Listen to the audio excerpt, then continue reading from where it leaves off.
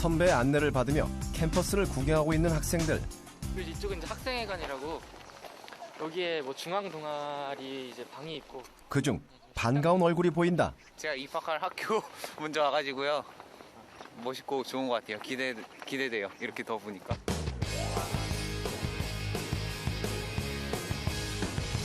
중학교 시절 어머니가 잡아준 공부 습관을 토대로 자신만의 공부법을 유지해 나갔던 김기현. 특히 수학을 가장 잘했던 기현이는 목표했던 서울대 수학과에 수시 모집으로 합격했다. 수학 박사 기현이의 방학 공부법은 어떤 것일까? 저는 방학 기간이 가장 중요하다고 생각을 해서 그때 딱 시작할 때 문제 푸는 양을 정말 많이 늘렸어요. 좀 그 쉬운 단원이 나올 때는 거의 두세 단원씩 하루에 끝낼 정도로 그때는 많은 양의 문제를 풀었죠.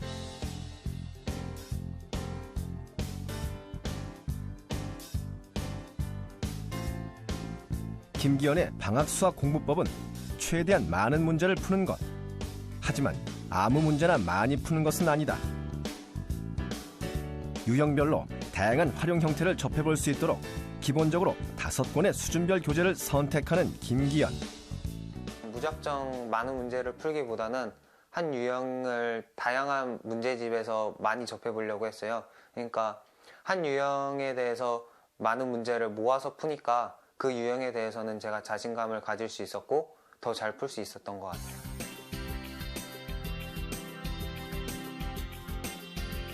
풀어본 문제를 채점한 후 틀린 문제는 반드시 스스로 다시 풀어봤다. 그리고 문제 자신만의 기호로 표시를 해두는데 이때부터 기현이의 유형별 공부법이 시작된다.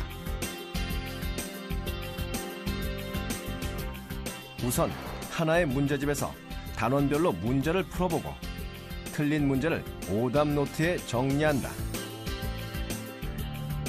문제를 붙인 뒤엔 해답지를 참고해 자신이 틀린 문제에서 요구하는 수학적 개념들을 확인하고 그중 자신에게 부족한 개념들을 확실히 정리한다. 다음은 파악한 취약점을 보강할 차례. 기존에 공부하던 교재들을 꺼내 해당 유형의 문제들을 모두 모아 풀어보는 시간을 갖는다. 이렇게 같은 유형의 문제를 5권의 문제집에서 적게는 3개, 많게는 5개까지 뽑아 한꺼번에 풀면서 취약한 유형에 확실히 대비했다. 제가 이 문제를 틀렸던 이유가 이 개념을 알고 있지 못해서 아예 문제에 접근조차 못했던 것 같아요. 근데 다른 문제집에 이 문제를 보면은 제가 틀렸던 문제와 아주 유사하다는 것을 알 수가 있어요. 그래서 여기서 틀렸던 문제의 개념을 이용한다면 이것도 쉽게 풀릴 수 있다고 생각을 하거든요.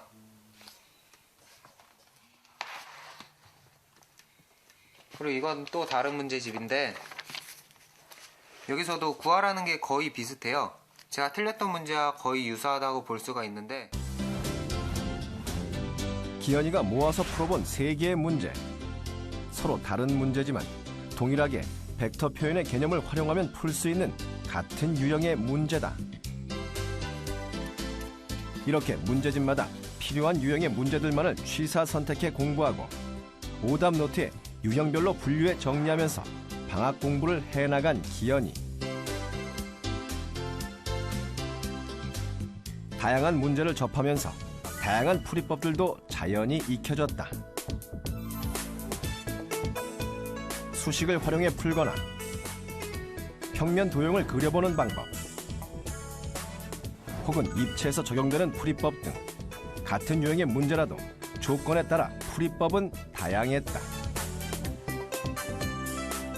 여러 문제집을 푸니까 더 지루하지도 않고 더 많은 문제들을 풀 수 있었던 것 같고 그 한 문제집을 푸는 것보다 같은 유형을 많은 문제를 풀 수 있으니까 한 유형에 대해서는 확실하게 알고 넘어갈 수 있었고 그 각 문제집마다 그 유형이 비슷하긴 하지만 풀이 방법이 조금씩 다른 건 있더라고요. 그래서 그런 것들을 풀어 나가면서 수학적 감각이나 응용력도 키울 수 있었던 것 같아요. 3년 내내 수학만큼은 상위권을 유지했던 기현이. 친구들 사이에서 기현이는 수학 박사로 통한다. 기현이가 좀 수학을 잘 풀어서 가끔 좀 질문할 때가 있는데요. 인터넷 강의 강사같이 되게 제대로 그러니까 이해하기 쉽게 대답을 잘해줘서요. 지금 2학년인데. 하지만 기현이는 상위권이 아닌 만점이 목표였다. 늘 한두 문제씩 놓치게 되는 단원 통합형 문제들까지 완벽하게 내 것으로 만들기 위해서 기현이는 내신 시험이 없는 방학 기간을 100% 활용했다.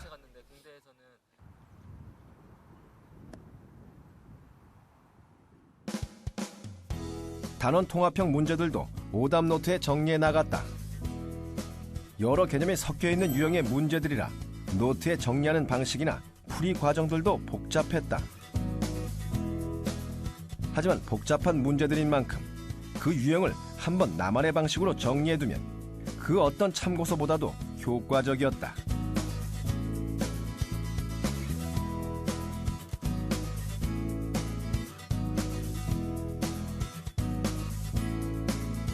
풀이법을 정리한 후 노트를 복습할 때는 새롭게 통합될 수 있을 만한 개념들에 대해 예상해 보기도 하면서 최대한 다양하게 문제에 접근하기 위해 노력했다. 그렇게 많은 문제를 풀다 보니까 어떤 문제는 그 다른 개념도 필요한 단원 간 통합형 같은 문제들이 있더라고요. 그런 문제들을 또 풀어보면서 그 자연스럽게 단원 간 통합형에 대한 문제 대비가 된 것 같아요. 단원 통합형 문제도 유형을 익히면 쉽게 풀렸다. 이 기출 문제인데요. 제가 아까 틀렸던 개념이 거의 똑같은 식으로 이렇게 표현이 되어 있어요. 그래서 여기서는 9가 나왔어요. 9가 나온 다음에 이거의 최대값을 구하는 건데 자신만의 공부법을 찾고 효율적으로 공부할 수 있었던 것. 그것이 김기현의 성공 비결이다. 기본 개념은 있더라도 응용력이 약한 학생들은 비슷한 유형의 문제를 풀다 보면 실전에서 그 비슷한 문제가 나오면 적용해서 풀 수 있는 장점은 있겠죠. 그런데 다만 유형 간 사이에도 어떤 차이점과 공통점이 있는지를 분석하면서 공부하면은 그런 유형별 학습에 보강이 될 수 있는 방법이라고 생각합니다.